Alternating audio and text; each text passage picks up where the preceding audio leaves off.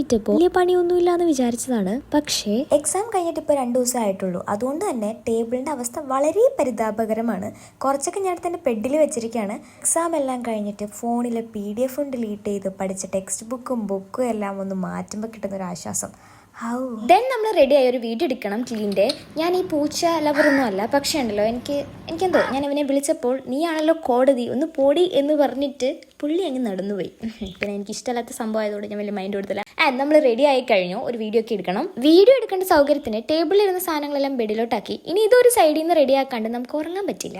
പിന്നെ നമ്മളൊരു desk make over video ഒക്കെ ചെയ്യണമെന്ന് വിചാരിച്ചിട്ടുണ്ട്. കുറച്ച് ഐറ്റംസ് ഒക്കെ വാങ്ങിയിട്ടുണ്ട്, അത് ലോങ് വീഡിയോയിൽ പറയാം. അങ്ങനെ കുറച്ച് ദിവസത്തെ പണിപ്പെട്ട പണികൾക്ക് ശേഷം നമ്മൾ ഏകദേശം ഇങ്ങനെ ആക്കി എടുത്തിട്ടുണ്ട്. ഇനി നമുക്ക് ഈ ടേബിളിലോട്ട് ഇത് ഇമ്പോർട്ട് ചെയ്യണം. ഇവനെ ഞാൻ ഓൺലൈനിൽ നിന്ന് വാങ്ങിയതാണ്. ഇതിന്റെ കാര്യങ്ങൾ നമ്മൾ വേറെ വീഡിയോയിൽ പറയാം. എനിക്കിത് ടെക്സ്റ്റ് ബുക്ക് ഇങ്ങനെ വെക്കണമെന്ന് എന്തോ ഭയങ്കര ആഗ്രഹമായിരുന്നു. പിന്നെ ഈ സാധനവും ഞാൻ വാങ്ങിച്ചു. അത്യാവശ്യം അടിപൊളിയായിട്ട് നല്ല രീതിക്ക് കമ്പാർട്ട്മെന്റ്സ് ഉണ്ട് ഇതിന്. പിന്നെ അവസാനത്തെ ലുക്ക് ഇതാണ്. നല്ല രസമല്ലേ ഇപ്പൊ ടെക്സ്റ്റ് ബുക്ക് ഇങ്ങനെ എടുക്കാനായിട്ട്.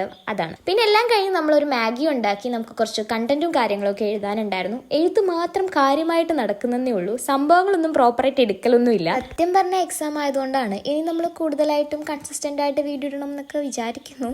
നടക്കും നമുക്ക് നോക്കാം. എന്തായാലും നമ്മൾ ട്രൈ ചെയ്യാണ്ട് നടക്കില്ലെന്ന് പറയേണ്ട കാര്യമില്ലല്ലോ. അപ്പൊ സബ്സ്ക്രൈബ് ചെയ്യാൻ മറക്കണ്ട. ടാറ്റാ.